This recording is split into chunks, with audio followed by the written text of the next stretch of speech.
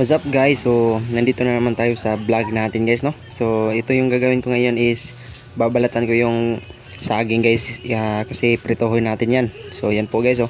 Mga hinog yung lahat yan guys. So, may medyo green pa dyan. So, hindi yan isasali sa luto nating So, yan po guys. So, after natin pagbalat sa saging guys is may ibang gagawin naman tayo guys. So yan po guys, oh, kinuha natin yung balat niya guys para masarap na yung pagkain natin dito guys, no, sa saging. So yan po guys, so tapos na po tayo sa pagbalat ng saging guys. So ngayon is ang gagawin natin is hiwain natin yan po.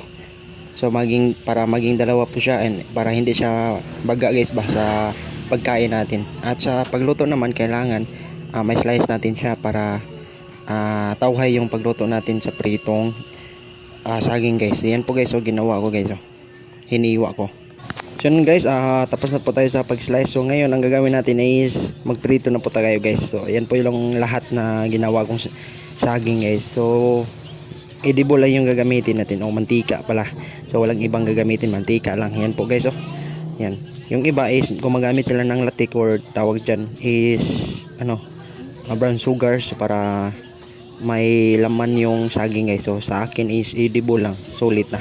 So ngayon guys is nilagay na natin yung saging guys na in-slice natin. Yan po. Hintayin natin kung kailan siya maluluto or magiging kulay brown po siya. Okay, so ipakapakita ko sa inyo guys kung luto na po siya yung saging na hiniwa natin guys, ha. Okay, yan po. Yan po yung kulay, example pa po yan sa isa. Yan po yung kulay kapag luto na yung saging na prito natin. Yan po yung iba. At yan po yung luto. So madali yung process niya guys. Simple lang.